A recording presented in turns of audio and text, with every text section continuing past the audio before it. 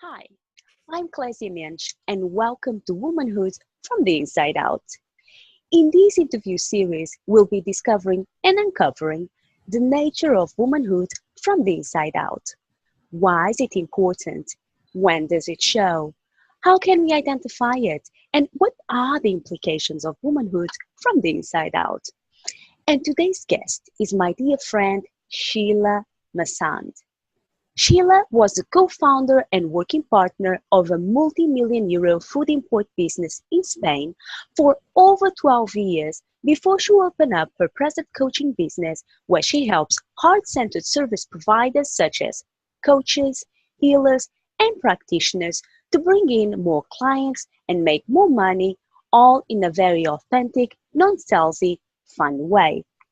In 2013, she founded the now annual global telesummit Transforming Community from the Inside Out, in partnership with the not-for-profit Center for Sustainable Change, which showcases the work being done around the world via the three principles understanding. And Sheela also loves to organize three principles events in Spain, where she lives. The environment itself lends itself so perfectly that she has been doing this for 4 years now and hosts renowned author, trainer, and speaker Dr. Jack Pransky regularly along with other well-known teachers in the field. Welcome, Sheela. Thank you, Clésia. It's a pleasure. Really appreciate you inviting me to be on your show. I hope we're going to have some fun. Yes, I'm all for fun. I know. And I'm so glad you accepted my invitation. So, how did you first came across the understanding of the inside-out nature of life? Well, we have to rewind a few years, probably 5 or 6 now, or at least 6, actually. So you mentioned earlier on in my bio that I'd founded this that turned out to be a multi-million euro import business. And that business was having some financial difficulties towards the end of its life, let's say. And I was looking for ways to create an injection of cash, really. I'd also just started to find my, I suppose you could say, spiritual path via yoga, interestingly. And that had taken me on a journey of self-discovery. I'd become a vegetarian, and this company of mine, the import company, we were importing bacon and sausage and fish, and it just wasn't feeling in alignment with me anymore. So I'd started to look at what else I could do career-wise, business-wise. And one of those, I suppose, paths that had taken me off my main path had taken me along the NLP route and the coaching route. So I'd done a course. And the reason I'm telling you this is because this is how I ended up on a gentleman called Jamie Smart's mailing list, who I'm sure many people know who are listening to your show. Because of the NLP, because he was in the NLP world, he's one of the well-known NLPers. And so one day, an email dropped into my inbox, and the headline on the email said, "If the secret's so great, show me the money." So of course, I'm in the mode of looking for creating money. So I'm thinking Jamie Smart is going to teach me how to make more money. And of course, the secret, if people don't know, is all about the law of attraction. And I'd already been doing a lot of doings, doing a lot of stuff, mindset kind of work in terms of wanting to create money. And none of it was coming to fruition. So I thought, okay, here's another opportunity. So I clicked on the button and opened up his email, and there he was selling a DVD set of a 2-day event that he'd recently run in London. So I clicked the buy button, and Mark, my partner, and I sat down and watched it together, which was very fortunate because we both heard something in that 2 days of him delivering what I now know to be the three principles understanding. He wasn't teaching about how to make money at all. What he was teaching was about where our feelings come from, where our sense of security comes from, how when we allow the busy thinking mind to settle, that clarity is there, that peace of mind is there, that everything we need is already there. And now I'm able to articulate this a lot better now than I used to. 6 years ago, if you'd asked me what I heard, I really wasn't quite sure. I think the main thing I heard, which was really, really helpful for me, was that my security and my well-being doesn't lie in the money, which at that point in time I wasn't seeing at all. I thought that I had to create this amount of money, bring this amount of money in so that I could be okay, because I was feeling pretty stressed at the time. A lot of outer circumstances looked like they were creating the stress for me at that point in time, and I really, really believed that that was true. Now, when I heard Jamie talking about the inside-out nature of life, something resonated. And like I said, at the time, I wasn't really sure what it was, and I wasn't seeing as clearly as I do now what that was about. But all I knew, it was fascinating. All I knew is that I wanted to hear more about this. And I remember turning to Mark and saying, the next time Jamie does one of these, because in this DVD, in this 2-day live event, he'd said that this was one of 6, and I think he'd already done one. Mm-hmm. This was the second one, and there were going to be 4 more in the year. So I just said to Mark, next time he does one of these, I want to go. So sure enough, an email dropped into my inbox a couple of months later, and I'm sorry, I'm going to turn my phone down. Can hear it pinging in the background. He sent an email out, and sure enough, there was another event, and off I trotted, booked my plane ticket, flew over to London, sat in that 2-day event. And the truth is, Jamie wasn't saying too much different from what he'd said in that 2-day video that I'd watched, the DVD, that I watched earlier on in the year. But I think I said this to you when we had a chat last week, Clésia, that I'm not the type of person, my personality looks for new, looks for fresh. So to ask me to watch a film for a second time, to read a book for a second time, to do any, my personality is of, I've been there, done that, what's next, sort of thing, So it was quite fascinating, really, looking back, and I didn't realize it at the time, but to see that I kept putting myself in a position of listening to the same information, if you like, being shared over and over again.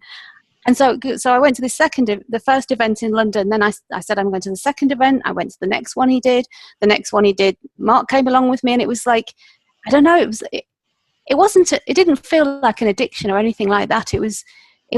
There was something there, and I don't know, my soul maybe, I think, wanted more. It was recognizing itself, and that something was opening up for me, and I just wanted to, I don't know, just wanted to hear more. It felt like I needed to hear more, whereas now I understand it. It was a settling down for me. It was a settling down for me, and that's what I was loving. But I wasn't realizing at the time, it was like, oh, I want more information. I've got to go, and then I've got to get more information. But it wasn't the information at all, and it still isn't. I mean, I still love attending 3 Principles events.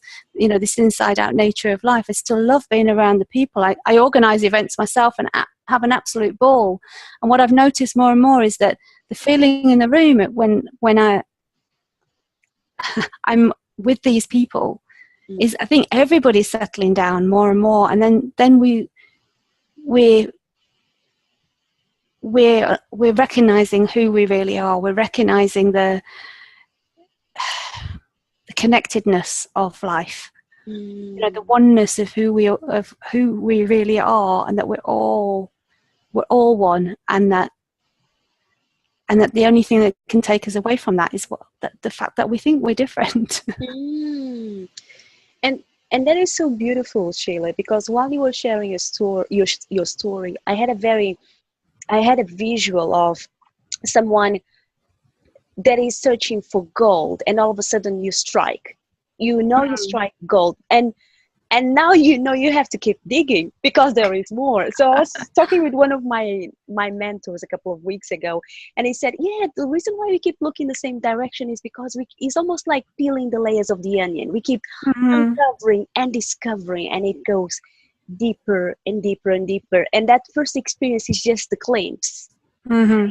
There is something in us that wakes up, like, that sound from your mobile that goes like ding. Yeah. It resonates, and then I was like, oh, what was that? I want to hear more. I love that. You start in your journey. Yeah, that's lovely, Clésia. Lovely. Yeah. And I guess it's lovely, and it's funny because I had a similar experience in the sense that I was on Jamie Smart's list, right? I receive a lot of newsletters, and because I do a lot of internet marketing, so I did an internet marketing course before, and I went to one of his live events back in 2011, and I thought I was learning about NLP, and I had, after finishing the event, I still had no idea what just happened, but I felt very peaceful, very calm, and I made the decision that I would be looking with more intent a few years down the line. So last year, it was that reminder, oh, remember that you said you would? Yes, of course I did, and here I am. Yay. It's so interesting, isn't it? That resonance, we've both used that word. It's like there's something beyond the words. There's something beyond what we know or what we think we know to be true. There's something much deeper than that. Yes. And Sheela, I'm curious, can you just give us a little bit of a story, or share with us the sort of before and after, before you came this understanding what was going on for you, and after, what have you been seeing in the last 6 years? Oh, wow.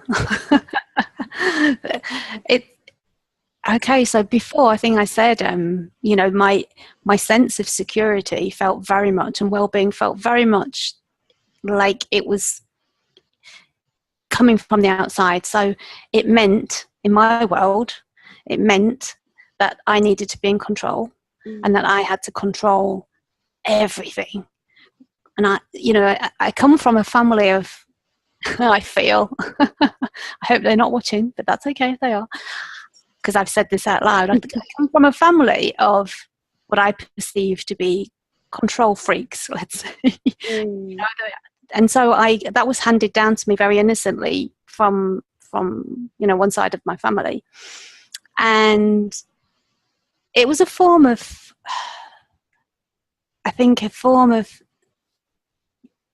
keeping the peace of mind for me, because if I felt like I was in control, then everything was okay in the world, because it was how I wanted it to be, which meant everything was going well.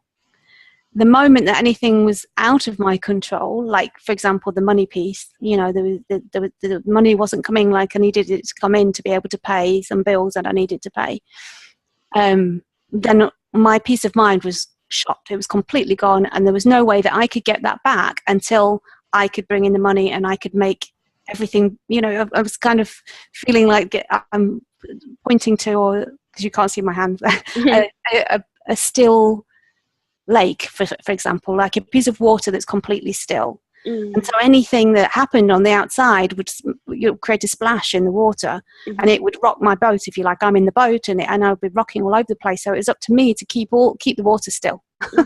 If you can imagine, how on earth can you keep the water still and stop it from rippling or splashing from anything on the outside? But in my world, looking back, I didn't know this at the time, but looking back on how it was before, that's how it felt to me. And so, as you can imagine, I wasn't living a very peaceful life, because I was constantly trying to stop the lake or this piece of water from moving.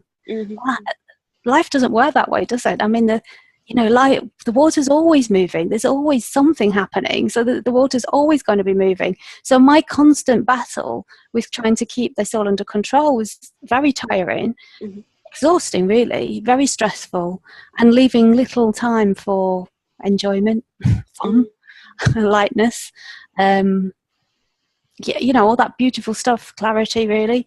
And yet I had pointed myself in the direction with doing the NLP course and the coaching. I also did trained to become a Louise Hay teacher. Mm-hmm. If you know who Louise Hay is, you know, from Hay House, she teaches very much about self-love, affirmations, positivity. So I'd done quite a bit of training and a lot of the personal development. And again, what that felt like though with the NLP, even the type of coaching that I learned to a certain degree, but particularly the Louise Hay kind of work, was still about managing and controlling. You know, still, you know, the positive affirmations, I'm in control, I will do these affirmations, I will look into the mirror, I will tell myself I love myself every day. Mm. So that's kind of how it was for me before Principles.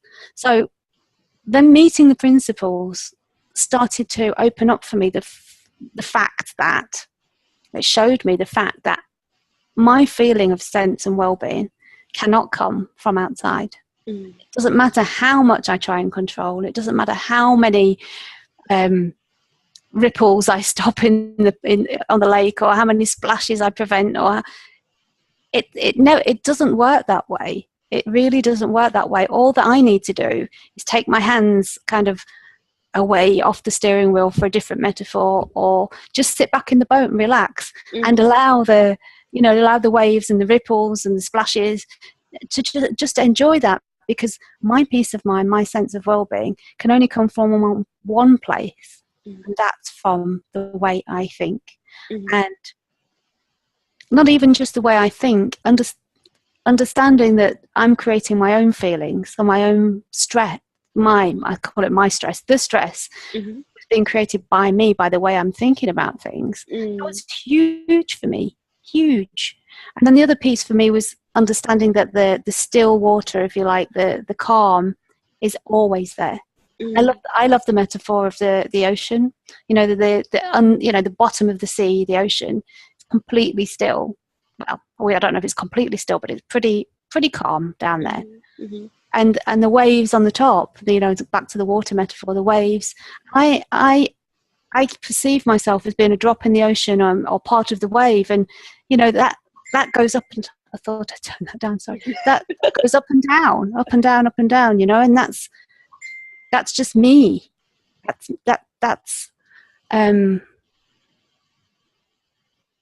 That's me not understanding where my sense that peace and calm is always there. When I identify myself with this wave that goes up and down, and I've become stressed, I'm forgetting that calm's there. But the minute I remember that I'm part of this whole, it helps me just to settle right back down. So there's two pieces there. There's the after Principles, thought creates feeling. I'm always feeling what I'm thinking. It doesn't work the other way around. It's an inside-out world. And the second piece is that I'm always okay, whatever happens on the outside. It sounds a little bit the same, but for me, it's different. I call it innate health or natural well-being. It's there, whatever happens on the outside, that can never, ever, ever be broken. So for me, that turned around into, well, that can never be broken. There's nothing to be fixed. So all the work that we do, or I had been doing with people in helping them to fix themselves, that kind of threw me into a bit of turmoil. It's like, oh, which way do I go now? You know, I've been doing this work with people, the Louise Hay work, the NLP stuff. Didn't do that so much, but with the coaching particularly as well, there was lots of affirmations involved and that sort of thing. So it changed the direction of my work big time. And I would love to talk a little bit to that, actually, because I coach a lot of people over the phone, and many of them, they have been coaches or practitioners over the other modalities. And sometimes one of the, I guess, concerns that people have is, how do I integrate everything that I've learned before with this new understanding? And it's just for people to realize that really what we are looking at is what is behind everything they've learned before. Any affirmations, NLP. Let's talk, for example, just give you the example of NLP, that it has to do a lot of the structure of thought. When we look into the principle of the power of thought, that we are always experiencing our thought taking form moment to moment to moment, we're not too concerned about the structure of the thought. We're looking behind that. And reality is almost like going upstream, right? Downstream, we are analyzing the content of the thought, and now we can shift it so the person can get a different experience of life. Upstream, we are looking, we think. Not so much what we think, but that we Yeah. So another visual that I had is like going to the movies. You know, some people like terror movies, some people like drama, some people like romance. And you know, you are sitting very comfortable with popcorns or a drink or maybe none. And you get into the cinema, into the movies, and you are there to get entertained and get completely absorbed in the movie. And sometimes you may get scared in the scary bits, or makes you laugh, or you get, oh, but you know underneath that you are always okay because it's just a movie. Whatever is going on the screen cannot hurt you, right? Even if it's a 3D, it can give you the illusion that it's getting closer to reality, but you're never in danger. So it's like you've got innate safety and health because it's just a movie. Once you come out of the movie screening, it's just like you wake up to it and the sun is shining and you say, yeah, that was a cool experience. And if you don't get involved in the movie, you'll say that it was a crappy movie. Yeah, absolutely. Yeah, oh, that was boring. It's funny because we went to a movie the other night. We went to see a couple of nights ago. We went to see the remake of Jungle Book, and I got totally lost in it because as you know, Jungle Book's full of the animals, and of course they've got all these the computerized animals now. But and they're talking because that's what they're doing with Mowgli, the little boy. And it's fascinating. I really got drawn into it, and most of the time I didn't remember that animals can't talk. Number one, and that they weren't real animals. They look so lifelike, and the feeling in the movie was just beautiful. So I loved being part of that adventure. I loved it, and there were seconds in the movie where I remembered, wow, and it actually made me appreciate the movie even more, which is interesting. That I remembered it's computerized. These are not real animals, but God, they look so real. And so there was even a more of an appreciation for the movie itself. The making of the movie, and all that stuff, and special effects, and all that was going on. It was just fascinating that can happen and look so real to me. I was in there with them in the jungle, and I mean I loved all the animal, the elephants and the bear and the snake, not so much, but yeah. But isn't that interesting that we can have that experience of being completely engrossed in the movie, which is life as we experience it, because we're creating it moment to moment and experiencing it at the same time, and then taking a step back.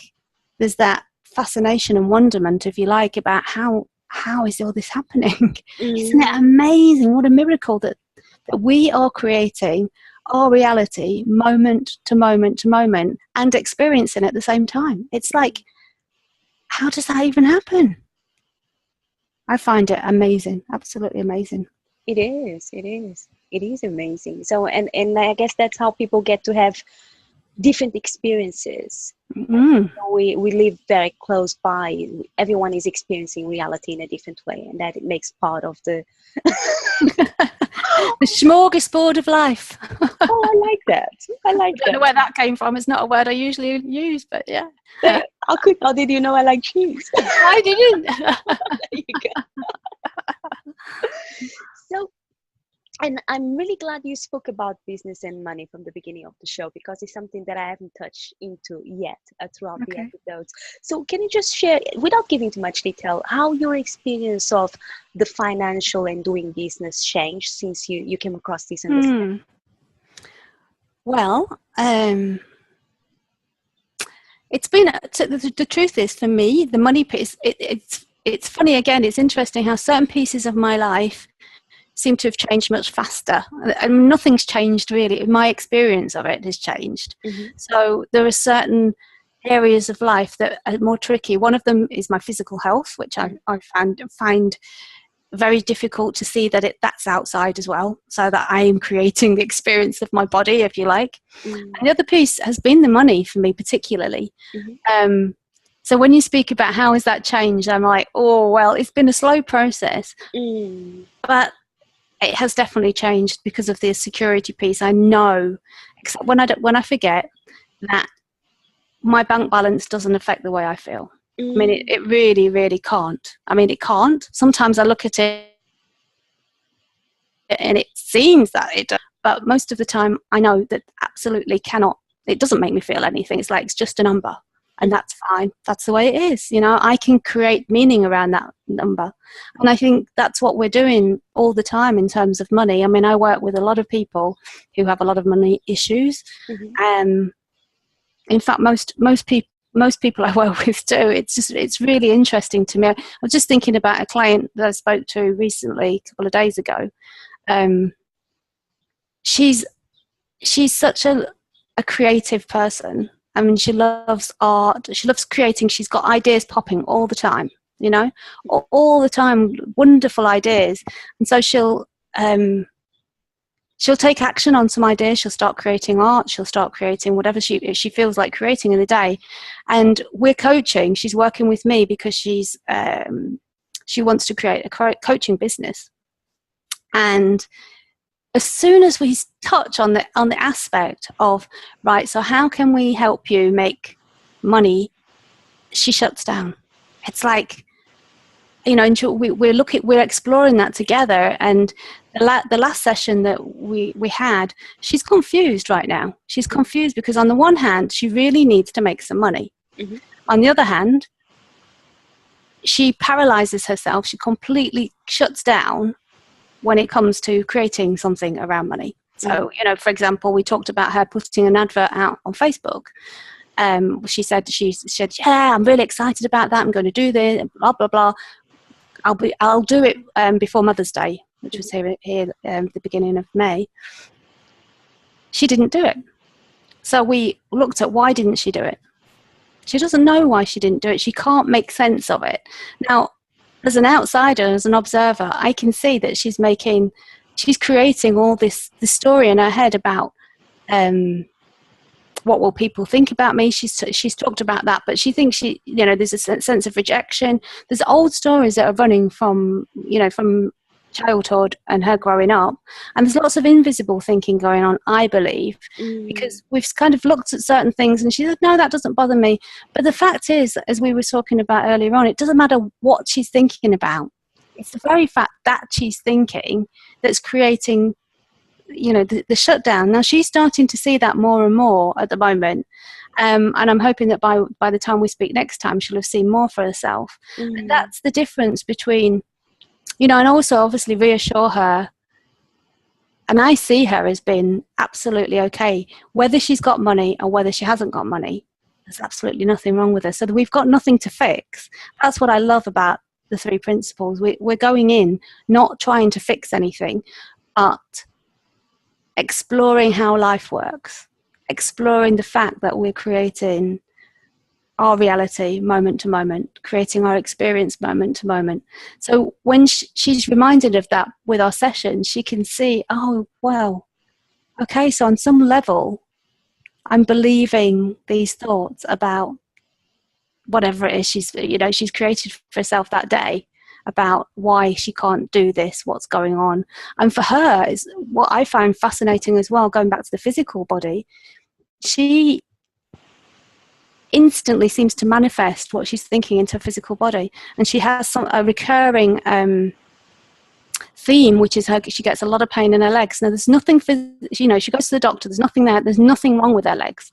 But this pain manifests in her legs the minute that she starts having any sort of insecure feelings about money. She gets very tight and the pain appears instantly. So she's got this fantastic, this is what I was talking to her about the other day, or we were exploring, I was asking questions.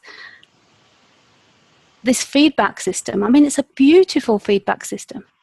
That, you know, her body is telling her instantly there's something going on mentally, emotionally, that there's out of alignment. And I look at it, we talked about being in the flow as well last time we spoke, I remember now. How would it feel if you were going with the flow? Do you think the pain would still be there? And, you know, we were talking and the pain disappeared. As we were talking through that session, her pain in her legs disappeared. And I just find that, it's like, wow, how is that, you know, how amazing is that? Again, I just go back to that. It's like a miracle in a way that this system is so intricate, I think is the word, that there's this feedback system that's constantly giving us messages, including our feelings, our physical body are constantly feeding back to us as to what we're thinking. That would be otherwise invisible to us, because if we didn't have feelings, I don't think we'd even have any clue as to what was going on mentally, you know. And I think that's what feelings are about, constantly letting us know whether we're going with the flow or going against the flow. You know, I think going with the flow, we have the lovely feelings, and going against the flow, we start getting stressed and tight, and going against the flow can be, for me, misunderstanding where what life's about, how life works. I hope I answered the question. I'm not quite sure if I did completely.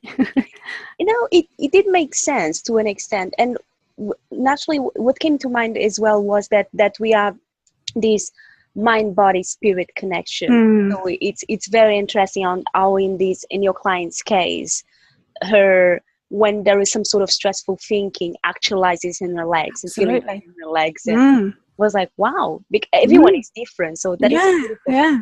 And another piece that I found very, very interesting is just the fact that there is that acceptance. When you said you're not broken, there is nothing to fix. There is that degree of acceptance is not something that usually we see out there. It's easily available, because at least my experience of following the media and so on, even mostly with women, there are a lot of times a lot of comparison. Right? We want to do, I guess it starts with the siblings even, or I could be incorrect on that one. It's like the sibling, what we call sibling rivalry. Yes. Where they try to compete with each other and always comparing, and so I was like, no, it's not required. And it's so interesting, because the people who just are being themselves without too much concern about what other people are thinking of tend to become very attractive. Yeah, isn't that interesting? It is. It was like, no, I don't care. I'm being myself. And that makes you attractive. And it's not something that you're doing. You do. Yeah. That, do you know, that reminds me. Did you want to ask me something else? Or go for it. Okay. Do you know that you just reminded me of my very first date with Mark. I don't know that he'll like me sharing this, but that's like, you know, he shares loads of stuff that I think he shouldn't share, so I'm going to share anyway. Please do share. I'm curious. Well, when he first asked me to go out on our first date, I really wasn't attracted to him. So, I mean, that's the bit you probably wouldn't want me to share. I really didn't feel, you know, when you fancy somebody and you think, oh, I'd love to go out on a date with him. I had no feelings like that whatsoever. He happened to come round, and he's got a gardening business, and he came round and did some work in my garden for me all those, you know, nearly 13 years ago now. Wow. And my friend who had recommended him to me asked me, he'd obviously made noises to her that he was interested in me, and was I single and all that sort of thing. So she approached me and said, you know, I've got, you know, what do you think about Mark? And I was like, who's Mark? So that wasn't a very good start. It's like, you made no impression on me whatsoever. It wasn't even in your radar. So she said, you know, the guy who came and did the garden for you. I was like, oh, okay. What do you mean? What do I think about him? Because I kind of knew what she meant. And she said, well, if he asked you out, what would you say? And I said, well, I don't know what I'd say. He'd have to ask me out, wouldn't he? So it's just like playing the game in a way, playing a game. I didn't really know what game I was playing. I just thought, well, I don't know. I don't know what I'd say. I really didn't know. So anyway, fast forward. I cut the story short because it's quite a long story. But when he did finally called me up and asked me out, and I said, yes, okay. So because it's really interesting now, I'm thinking about it. I hadn't thought about it this way before. Because I wasn't particularly attracted to him, I had nothing to lose. So I was completely myself. You know, when you talk about authenticity and isn't that more attractive? I went out on this date I wouldn't say I didn't care less and I didn't put makeup on and put some nice clothes on. I did, and I can remember my two girls, because as a single mum, being quite excited for me, and oh mum, you can't wear this, and you must take that off, and so we did all that stuff. And then he came to the door, and they were like wanting to see what he looked like and all that sort of thing. And I remember feeling so calm. So normally when you're excited about a date and you really like somebody, the norm is that you're very nervous and you don't know how to act, and you say silly things or don't say anything and that sort of thing. But I can remember being didn't have a thing on it. Not a thing on it. Didn't care whether he liked me or he didn't like me. Didn't care whether he thought I was funny or not funny or interesting or not interesting. I had nothing on it. And I can remember just really enjoying the date, because I had nothing on it. It was just like, just being me. This is who I am. Take me or leave me. I don't really care. And that's I never really thought about it that way before. So I was being me, totally 100% being me, with no airs and graces, nothing on it at all. And as we're still together after all these years, something must have kicked in along the way. We went on a second date and a third date, and he moved in and all that. So yeah, what's probably one of the most it's definitely one of the best dates I've had in terms of me feeling calm and peaceful and enjoying myself, because I was just having fun on my own, really. That's why I can remember now. I kind of thought, I'm going to have fun, whatever. It was like, well, I'm going to play. If you want to come along, like, are you doing it? And it was like that. It's great. And that is beautiful. I'm so happy that you decided to add that piece in, because there is so much value in being authentic in yourself. And that is really the most valuable piece. And sometimes we, as women, we are led to believe that we have to be someone else in order to become valuable. It's like, no, you're already valuable. You don't need to do anything different. Just show up. Yeah. And it's the authenticity piece as well comes along with, I kind of my sort of title under my name when I send an email out these days says authentic marketing under it, because there's a lot of people spouting about authenticity now. And and I think there's a difference between authenticity and authenticity. People are trying to be authentic, which isn't authentic at all, because they're trying to be authentic. And then there's the being authentic, which means just being. Really, for me, that's what principles have opened up to me as well, is this sense of being versus doing. When we're being who we are without doing anything to make it, I don't know, like adorning it, making it prettier and fancier, or putting the mask on, which is what so many people do these days. They're wearing a mask. They don't want people. It's that sense of insecurity again, isn't it? That fear that, if people really knew who I was, oh my God, they'd run a mile.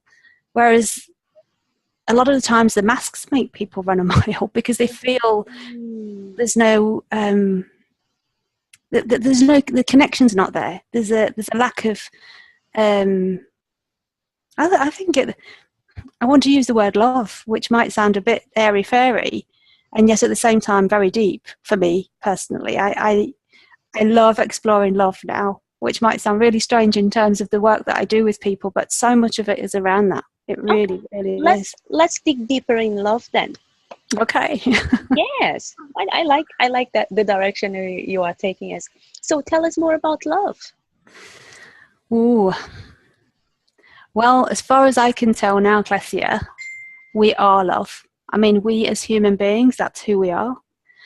So we can't, the authentic piece is love. That's why I said, that's why I'm using that word, is like,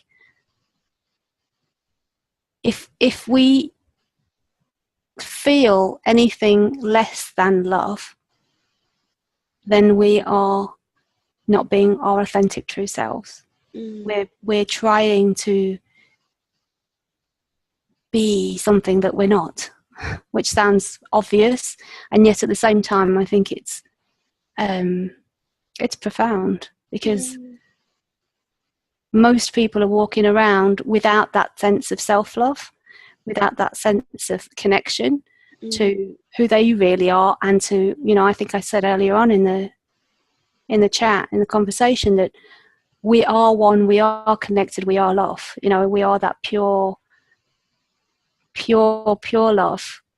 But for the fact that we think, which is the beautiful insight that Sydney Banks had all those years ago, that the fact that we think takes us away from this, from our true essence, from who we really truly are.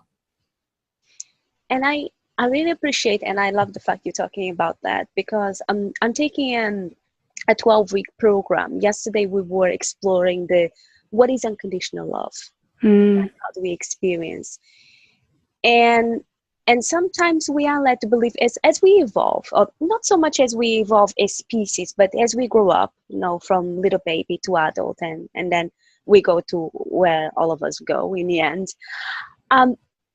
We are led to believe that we need to do something in order to be loved, but reality is that when a baby is born, all they do really is just being cute, and sometimes they cry when they're hungry. And but I don't know, most people like babies. I love babies. There is that innate lovability. They don't need to do anything, just being them. And how does that happen? I mean, isn't it beautiful that nature, life, it's not nature, is it? It's life, the universe, God, whatever words people want to put on that deeper intelligence behind life that creates all this. I mean, that life has created babies in such a way that we're just like mesmerized in a way. We just have this resonance again, this deep sense of love, appreciation, gratitude, all those lovely feelings when we see a baby. I mean, that there's something about that, isn't there, in life, that it's been designed that way. I believe that anyway. I can see. And if you don't love babies, then people tend to love puppies or kittens, or you can take it to animals, can't you, or anything in nature, flowers, birds, the sky. I mean, I've got a fascination with clouds in the sky at the moment. I just absolutely, I'm mesmerized by looking at the sky and just wow, it's but unconditional love is it.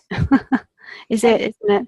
Yes, it is. And yesterday when we were discussing, I was like, well, how can I feel unconditional love if I don't like a person's behavior? And the facilitator of the program, she was saying, oh, that has nothing to do with what they are doing. It's everything to do with whom they are being. And it's not even something that you have to do. Don't use that to be another thing to beat yourself. I'm not loving enough. It's like, well, it is what it is, but just recognize that is your nature. It's where you came from, is where you come from, is where you go to, is that you come from that source of love that creates life and keeps expanding. That is who you are. And just look in that direction is more than enough. There is nothing extra you need to do. Now and then you remember, and sometimes you forget, and that's fine.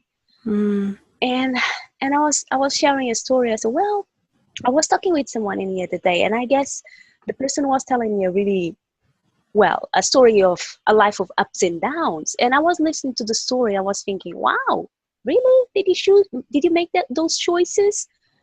But I wasn't judging it as being a good or bad choice. I was just curious. I was like, those are a couple of interesting choices. But I guess that I was coming from a place of non-judgment. But I was curious and open to the story. The fact that I wasn't judging, I guess that was a reflection of unconditional love from the beginning, because I know they can't be hurt. So it has nothing to do with what they choose. They can't be hurt. The person, where they come from never can be hurt. That reminds me of when you said you were listening, it reminds me of something that I've learnt loads, and I'm really grateful. I'm sorry for that pinging. I thought do you want to turn it off? I think I thought I had, and obviously I haven't, because it's sorry, I switched my phone off, and then it's the at least I turned that mic. Can't switch it off. I turned it down. We get to love the bings as well. I know. That was just about to talk about deep listening, interestingly enough, and what was happening was that was distracting me from deep listening. On cue. That was on cue. So what I was saying is Jack Pransky, who's been out here 4 years in a row for us teaching, his big teaching is about deep listening. And I love that I've been able to learn that with him, because it's helped me immensely to spend time with, especially with my coaching, but in life too, to spend time with people being, versus listening for whether I agree with them, or listening as to whether listening to the own chatter in my mind, listening to, oh, I know that already, which would be agreement. The deep listening is about being in I don't know. For me, it's about, well, I don't know anything, so I'm just being with you. I'm not going to see you or hear you through any of my filters, hopefully. I'm just going to be with you, and let's see what happens. A bit like this conversation, just being with you and seeing what happens, and hope, what occurs to me in the moment. I had no idea I was going to speak about my first date with Mark, with you today. That wasn't in my awareness before we started speaking. I had ideas, had things that maybe we could discuss and talk about. But as you're listening to deeply as well, I think, in terms of what's happening in this conversation, and I think the deep listening is so invaluable for us. We're talking about womanhood today, particularly for women, because women tend to put most people first. The children will come first, the partner will come first, the work will come first, the house will come first, and we keep putting ourselves to the bottom of the list and not listening to what's happening in our bodies, in our minds, within, let's say, within what's happening. And when we deep listen, we can find that pure love, we can find that self-love, we can find that unconditional love that you were talking about just a few minutes ago. I think when we deep listen and are willing to take some time for reflection, they're the times for me personally when I have fresh insight, I have new thinking, I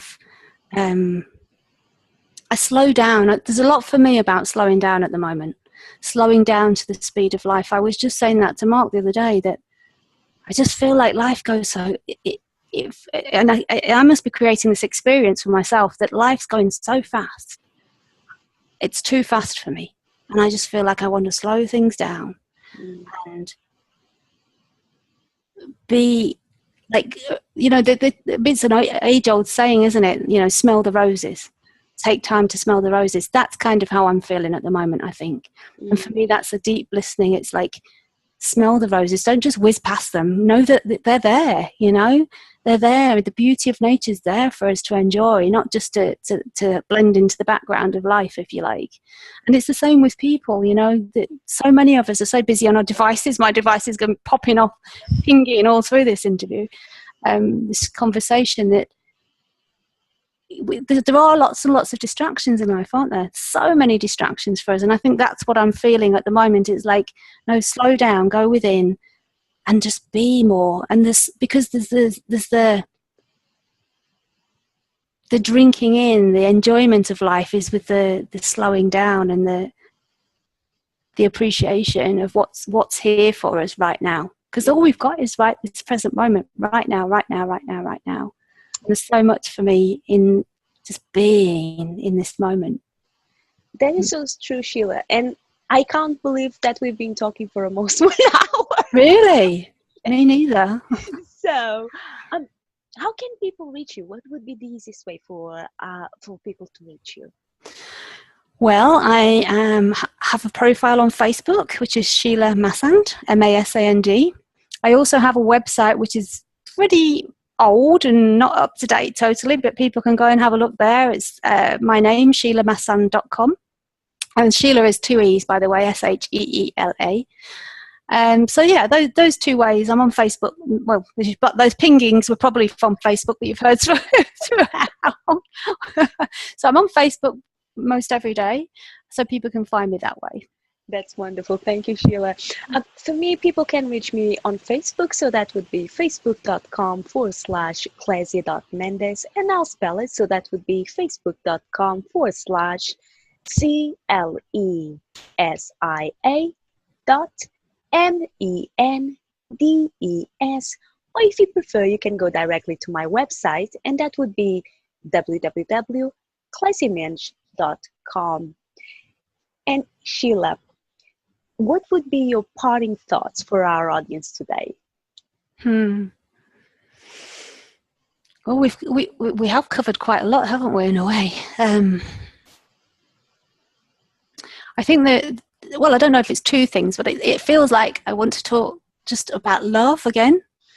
And also the fact that you are okay no matter what. And I think they're tied together. It's like we are pure love. We are unconditional love. And nothing can touch that, which means that we're always okay. Nothing can touch that. And so there's absolutely nothing to fix, nothing to do. Sit back, enjoy life, and spend as much time as you can smelling the roses. That's beautiful. Sheela, thank you very much for that. For our audience, remember to subscribe to the channel and share it with your friends. So until next week, be great. Bye. Bye.